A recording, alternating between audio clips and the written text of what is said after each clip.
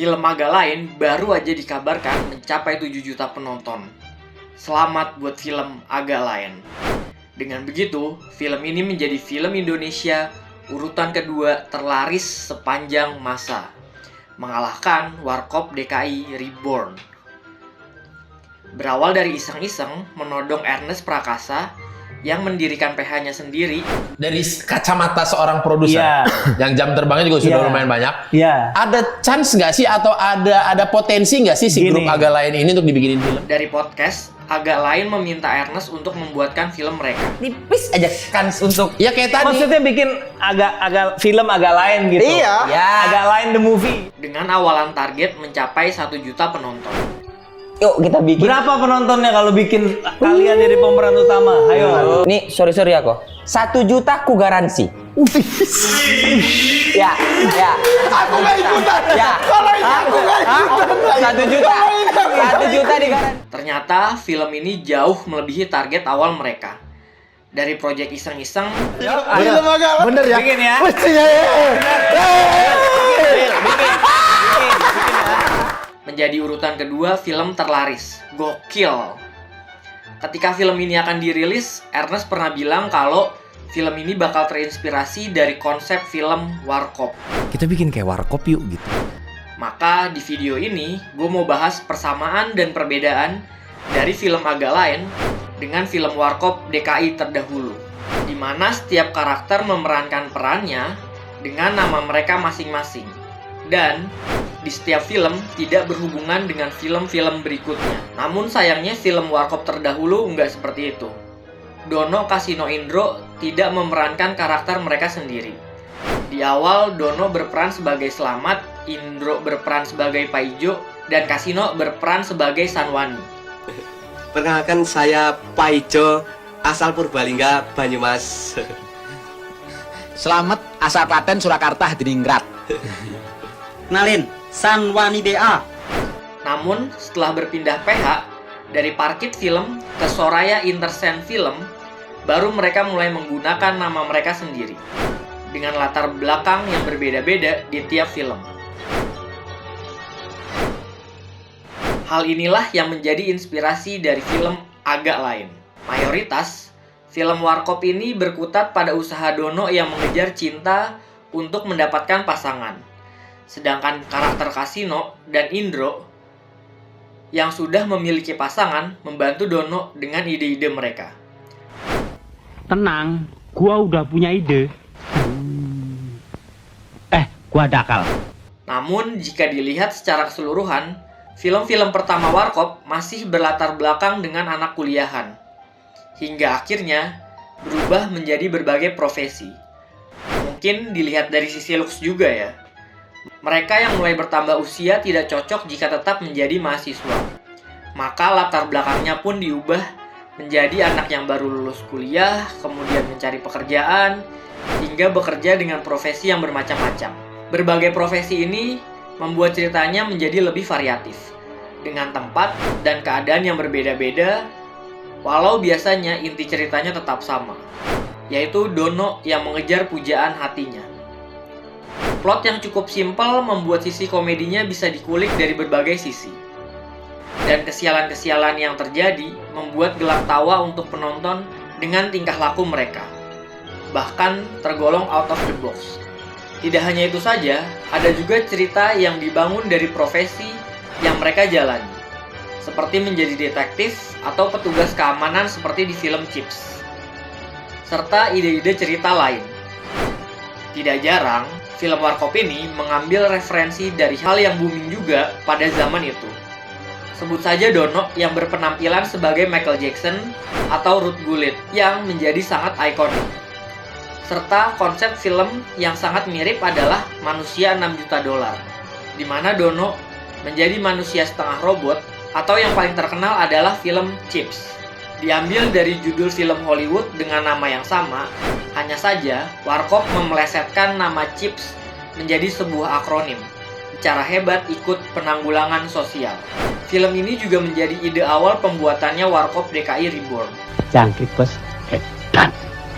Sedangkan untuk film agak lain, memang belum banyak bisa yang dibahas dari film ini. Dan konsep cerita seperti Warkop akan bisa terwujud jika ada film kedua, ketiga, dan seterusnya. Karena ini masih film pertama mereka, belum banyak yang bisa dibahas. Tapi dari film pertama mereka ini sudah cukup terlihat bahwa film Agak Lain memiliki unsur drama yang lebih dibandingkan film Warkop. Bahkan di sini, setiap karakter sedikit dijelaskan tentang latar belakang mereka. Bagaimana Oki berusaha untuk membuat keluarganya tetap bisa survive, atau Bene yang struggle dengan restu dari mertuanya untuk meminang Naomi, gadis pujaannya. Boris yang ingin masuk ke TNI, dan terakhir Indra yang suka berjudi. Tidak banyak untuk ketiga karakter lain, lebih banyak dibahas adalah karakter Oki yang harus membeli obat karena ibunya sakit-sakitan. Pemain film Agak Lain masih harus berakting untuk adegan dramanya, yang berbeda dengan Warkop yang karakternya terkesan santai dengan masalah yang dihadapi tanpa beban. Lihat dulu kerusakannya. Soal ongkos gampang lah. Emang gue pikirin. Maka pemain dari film Warkop tidak harus mengemban akting untuk adegan drama. Pokoknya beres, Pak. Asal Bapak senang. Jika boleh dibanding-bandingkan dari segi karakter dan peran mereka dalam berkomedi, maka peran yang mereka tampilkan cukup mirip. Ya, namanya juga komedi, ada formulanya. Bro, cepet banget dari gunung sampai ke pantai. Ah, namanya juga komedi. Kalau adegan pantai batal, lo mau tanggung jawab kalau penonton marah. Kayak film action. Padahal janjinya film komedi ya. Komedi action. Agar keadaan bisa menjadi komedi dan timbul kelucuan-kelucuan dari situasi yang ada. Di film Agak Lain ini, jelas Oki adalah orang yang menjadi inti dari ceritanya. Dan telepon lagi. Pemeran utama, Bu. Semua cerita bisa bergulir karena peran dia. Mulai dari pindah wahana dan ingin masuk ke rumah hantu, hingga menjual surat tanah untuk renovasi rumah hantu. Semua dilandasi dari latar belakang cerita Oki. Jika di Warkop DKI, Oki ini seperti Dono, di mana semua cerita mayoritas berfokus pada Dono yang memiliki masalah. Kemudian dibantu oleh teman-temannya Kasino dan Indro. Tidak heran jika Dono menjadi ikon dari film Warkop. Bahkan banyak yang lebih mengenal film Dono daripada mengenal film Warkop. Jangan pulang dong. Ya, namanya Dona juga. Aduh.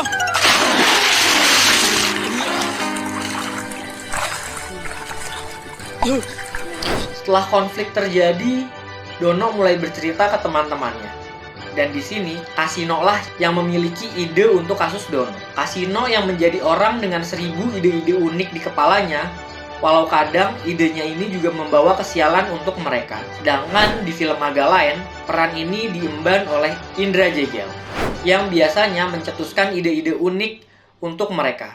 Menjadi awal kekacauan dari ide yang dilontarkan. Walau tidak dari segi cerita, tapi dari segi latar belakang, mungkin Boris bisa disamakan dengan Indro, yang memiliki badan paling tegap dibanding dengan karakter lainnya. Dan sama-sama sering melontarkan ide-ide tambahan, baik dari karakter Indro dan Boris. Hai. San, kamu mau pipis ya? Enggak. Pipis dong. Loh? Di sisi lain, Indro juga pernah memerankan logat daerah yang bervariasi seperti Jawa, Betawi, hingga Batak. Ada pantai untuk bikin garam. Adok nale bener siram si ane doh. Lah si bener doh. Ayah. Iya. Kan? Dan Boris pun juga memiliki logat yang banyak. Seperti yang kita tahu, dia bisa berbahasa Batak dan Sunda. Banyak bahasa, dia bisa banyak bahasa. Lu bisa banyak. Jawa. Cuma melebu, Mas. Nyarios bahasa Sunda lemes. Yang mungkin saja bisa digunakan di film selanjutnya. Dan yang terakhir adalah Bene.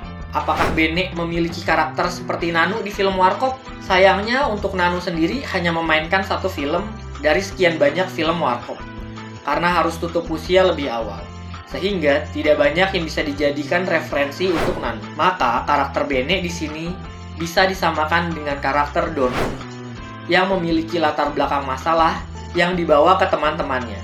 Dengan kesamaan Bene dan Dono yang sama-sama berusaha mendapatkan pasangan di film, tapi mungkin konsep ini tidak berlaku di film berikutnya. Bene bisa disamakan dengan Indro, karena Bene juga suka menjadi korban kesialan dari ide teman-teman. Dari sisi komedi tidak banyak yang berbeda. Dari film Agak Lain, memang sangat kuat dari permainan bahasa. Mungkin karena semuanya berawal dari stand up komedian. Pak, sibuk nggak? Sopan kali kok manggil hantu. Bahkan orang-orang yang di belakang layarnya. Maka film ini sangat kuat di permainan bahasa. Ini mana bukan rumah hantu, rumah orang miskin. Sehingga celetukan dari situasi komedinya sangat kuat. Seperti gaya-gaya stand up komedian yang memiliki setup, kemudian punchline.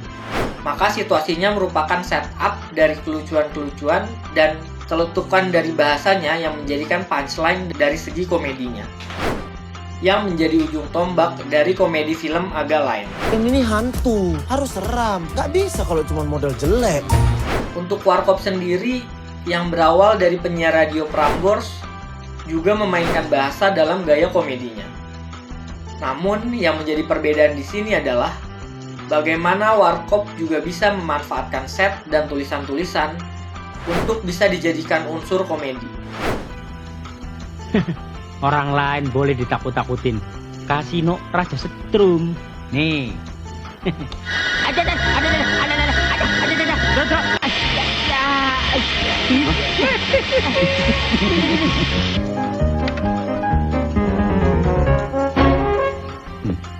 Dengan tulisan yang besar dan nyeleneh, bahkan hingga di close up, agar penonton bisa membaca dan berfokus pada tulisannya, yang bisa menambah kelucuan di film.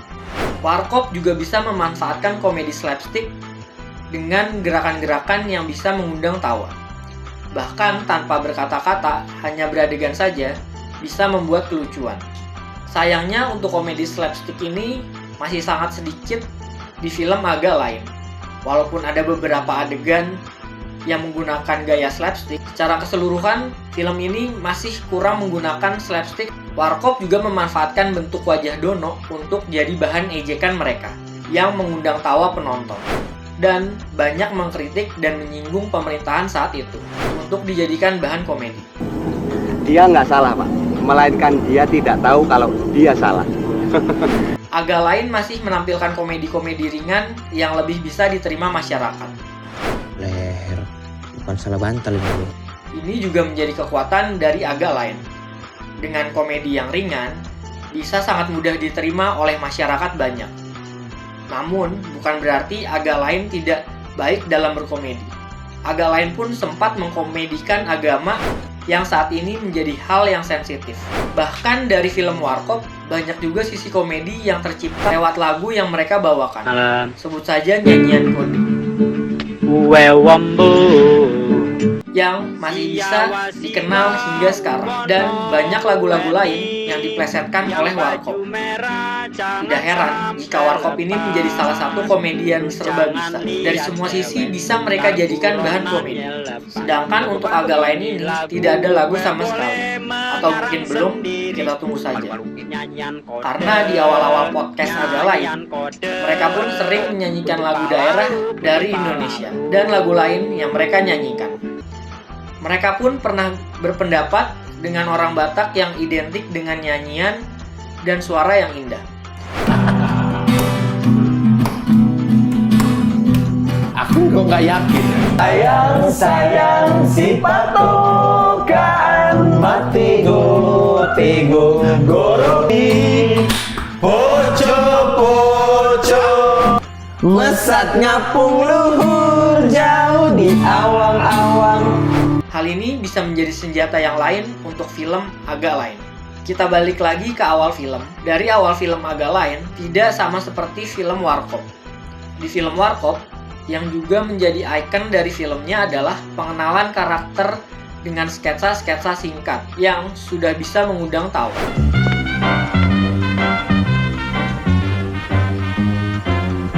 Mentang-mentang orang kaya nakut-nakutin. Jangan kata anjing, macan gua nggak takut.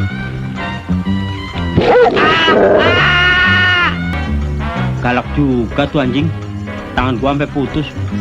Untung gua punya tangan cadangan.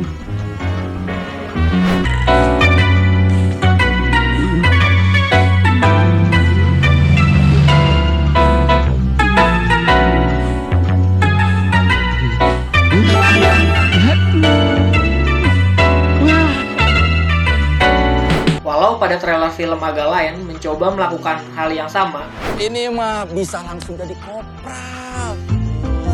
Bisa itu.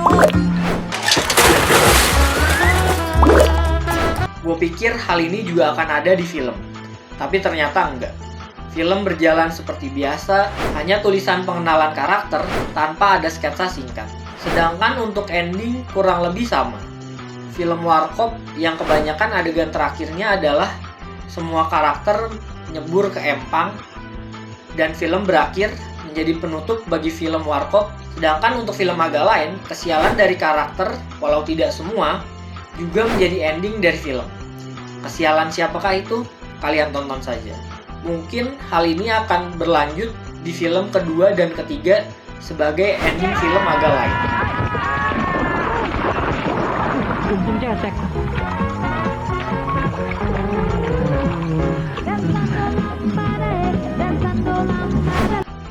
Film agak lain ini mirip seperti judul buku Warkop.